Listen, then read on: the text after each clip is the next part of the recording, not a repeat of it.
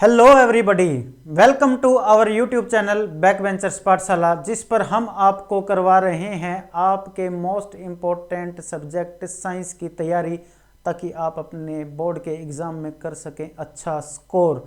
हम आपको पढ़ा रहे हैं ह्यूमन आइज़ के बारे में, उसके डिफरेंट पार्ट्स पढ़ चुके हैं।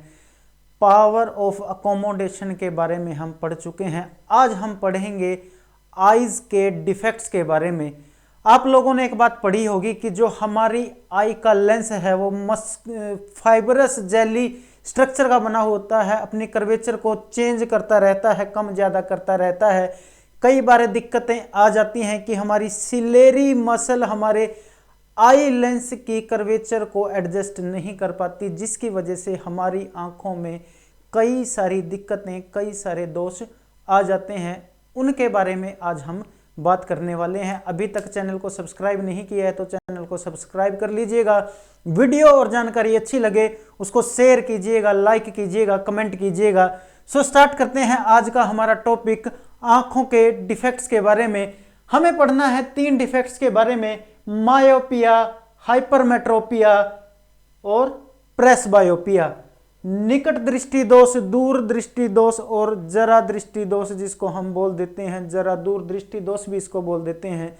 इन टॉपिकों के बारे में आज हम बात करने वाले हैं। तो सबसे पहले हम बात करेंगे आंख के उस पहले दोष के बारे में, जिसको हम कहते हैं निकट दृष्टि दोष, नियर साइटडनेस। नियर साइट का मतलब होता है कि नियर साइट, उसकी नजदीक की आंख तो ठीक है।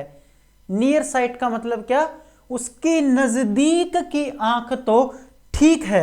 यानी कि मैं कह सकता हूं कि इस व्यक्ति को जो नियर ऑब्जेक्ट हैं, जो नियर के ऑब्जेक्ट हैं, नजदीक के ऑब्जेक्ट हैं, वो क्या दिखते हैं? क्लियर दिखते हैं, साफ दिखते हैं। बट जो ऑब्जेक्ट फार होते हैं, दूर की चीजें होती हैं, वो क्लियर नहीं दिखती। नजदीक की चीजें साफ, दूर की चीजें साफ ना दिखना, तो वो होता है हमारा मायोपिया। इसका रीजन क्या होता है? इसका रीजन ये होता है कि कई बार क्या होता है कि जो लेंस की कर्वेचर है वो क्या हो जाती है? Excessive curve.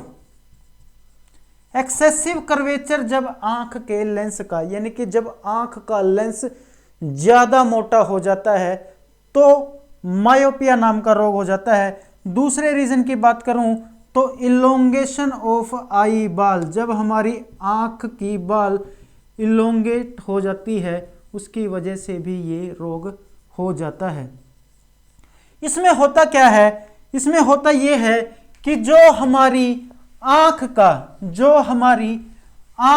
का फार पॉइंट होता था, हमने पढ़ा था कि नॉर्मल व्यक्ति क्लियरली और डिस्टिंक्टली इन्फिनिटी तक देख सकता है।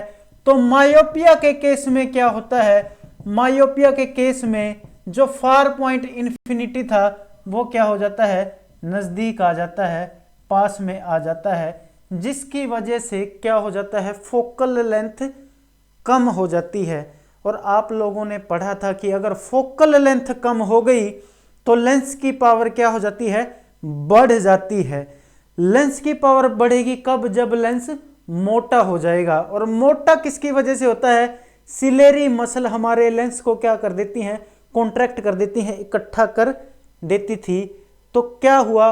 फोकल लेंथ घटी, क्योंकि पहले ऑब्जेक्ट इन्फिनिटी पे था। इस रोग की वजह से हमारा जो फार पॉइंट है वो इन्फिनिटी की बजाय यहां पे आ गया, और हमारे लेंस को, आंख के लेंस को मिली फैली हुई किरणें। जब उसको फैली हुई किरणें मिली तो उसकी हवा टाइट हो गई, और उसकी हवा टाइट होने की वजह से उसको पावर क्या लगानी पड़ी? ज्यादा। और ज्यादा पावर कब लगाई? जब लेंस मोटा हो गया सिलेरी मसल की वजह से। और लेंस के मोटा होने की वजह से वो अपनी पावर का दिखावा करता है, और पावर का दिखावा करने के साथ साथ वो लाइट की किरणों को यहां पे मिला देता है। यानी कि लाइट की किरणें कहां पे मिल जाती हैं? पहले ही मिल जाती हैं। कितनी पहले? रेटिना से पहले। लाइट की किरणों को होना तो था रेटिना पे इकट्ठा, बट वो यहाँ पे इकट्ठा हो गई बिल्कुल रेटिना के सामने, रेटिना के फ्रंट में। तो आप लोग देखिए, अब रेटिना के सामने जब ये इकट्ठी हो जाएंगी तो क्या इमेज क्लियर दिखेगी? बिल्कुल नहीं दिखेगी। तो फिर क्या होगा, इस फार पॉइंट को जो नजदीक आ चुका है, जो काफी नजदीक आ चुका है, उसको दूर लेकर जाना पड़ेगा। क्योंकि हमने पढ़ा था कि फार पॉइंट भी क्लियरली देखने के लिए बहुत जरूरी है। जब ये लेंस पावर का प्रदर्शन कर रहा है तो कम हम भी नहीं हैं, इसकी पावर को कम करने के लिए हम क्या करेंगे, करेक्शन करेंगे अपनी आंख में।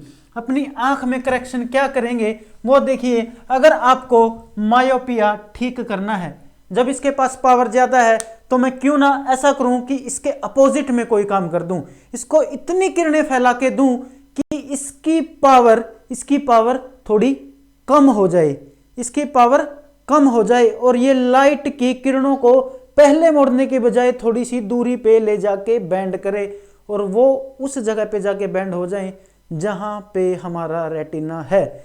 यही चीज हम यहां पे करते हैं। अब हम करेंगे करेक्शन। क्या करेंगे करेक्शन? हम अपनी आंख के लेंस को बनाएंगे बेवकूफ। वो कैसे बनाएंगे बेवकूफ? हम इसके करेक्शन के लिए क्या लगा देते हैं, कनकेव लेंस लगा देते हैं। ये देखिए कनकेव लेंस। अब इसका फार पॉइंट था तो यहां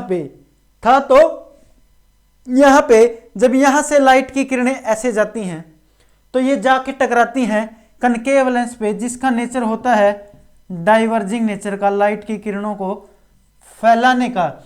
जब आगे लेंस को ये फैली हुई किरणें मिलती हैं तो उसकी पावर वो बिल्कुल क्या है, समझौता कर लेता है लाइट की किरणों के साथ कि मैं भी लाइट का अपनी पावर का प्रदर्शन नहीं करूंगा, आप भी मेरे साथ क्या करो, कोऑपरेट करो। तो जब ये दोनों कोऑपरेट करने जाते हैं तो यहां से ये क्या करता है, लाइट को फैला के लेंस पे भेज देता है। क्योंकि उसकी पावर ज्यादा है तो उसको काम भी ज्यादा देना पड़ेगा, तब जाके वो शांति से रह पाएगा और रहने देगा।